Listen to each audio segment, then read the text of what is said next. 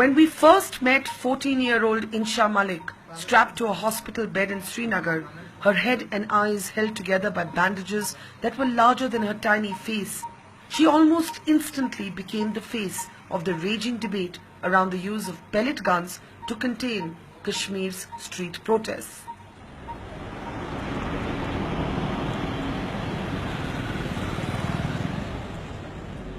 Today, more than a month later, her bandages are finally off.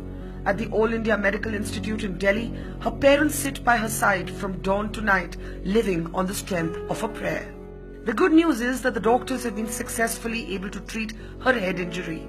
The bad news, Insha can still not see at all. She has been blinded by the iron balls and metal bits of a pellet gun that was not intended for her.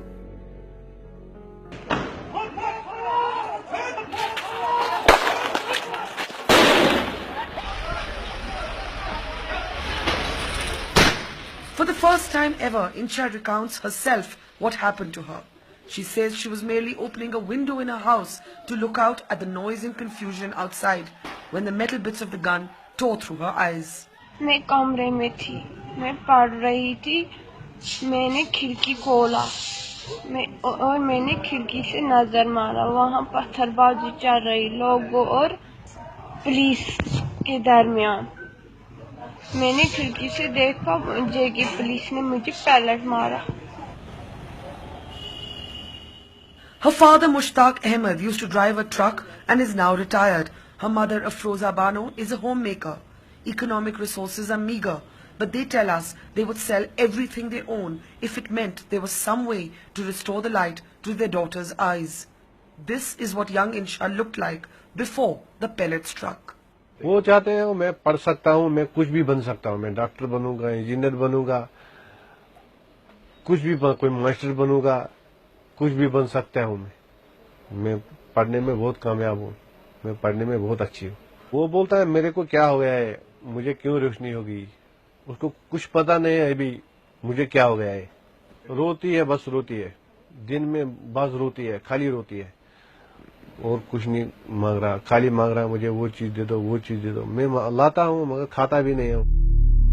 The image of Insha's pockmarked face, little black metal bits perforating her skin, have become a lightning rod for even more rage in the valley. मुझे दवाई चाहिए, सारा medicine चाहिए। हाँ, सारा medicine चाहिए। For Insha's parents, demanding justice is just one part of their fight. With no medical solutions in sight in India, the family is now readying to fly abroad if they can gather the funds. मैं तो कर्जे में आ गया, अब इसकी रोशनी वापस चाहता है। अगर गवर्नमेंट चाहे तो इसकी रोशनी वापस आ सकती है। इसका खर्चा बहुत लग गया, अगर चाहे वो अमेरिका ले सकते हैं उसको, इंग्लैंड ले सकते हैं उसको, इसको रोशनी तो वापस आ सकती है। अभी एम्स वालों ने बताया इसको रोशनी वही वापस आ सकती है। यहाँ जो मेरे पास है, मेरे पास मकान है, वो 2 कनाल 2.5 कनाल जमीन भी है, अगर वो भी बेचना पड़ेगा मगर कम से कम तो उसमें नहीं चल सकती है, वहां जा सकते हैं, उसमें क्या आएगा, उसमें तो उतना रकम नहीं आ सकती है जितना बाहर लग सकती है। The problem is with the very nature of the pellet gun itself and the distance from which it is fired. A pump-action gun, it splatters hundreds of metal bits into the air all at once, like the full-throated gush of a fountain, enabling a single shot to cause multiple injuries.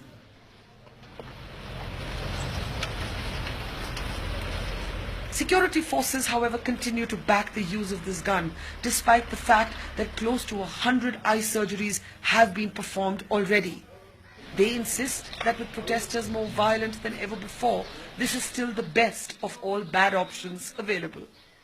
What the J&K police is using are the less lethal weapon. That means they can incapacitate a person, but if fired from a close range, it can become lethal also. When we say use of minimum force, the boys who are attacking, they come with bricks which are about 5 inch by 5 inch, sharp enough, and they come en masse and throw these projectiles at the police people, which attain a speed of about almost 100 kilometers like cricket ball. If it hits a person, it can virtually become lethal. number 9 pellet, which is there, if that is fired, he is using lesser force than what the crowd is using. They are even using a grenade. So they have to fire this, and I think there's nothing wrong in it. Tear gas shells say the paramilitary forces no longer scare the young men out on the streets armed with stones and sometimes even with petrol bombs. We meet the paramilitary forces on duty in downtown Srinagar, the scene of many pitched clashes between security personnel and the protesters, to understand why these men still insist on using pellet guns. At 6 p.m, curfew is still in place, the roads are empty and a handful of CRPF men are patrolling the area. The scrawl and graffiti on the walls underlines the tension in the air and the hostility of the local population.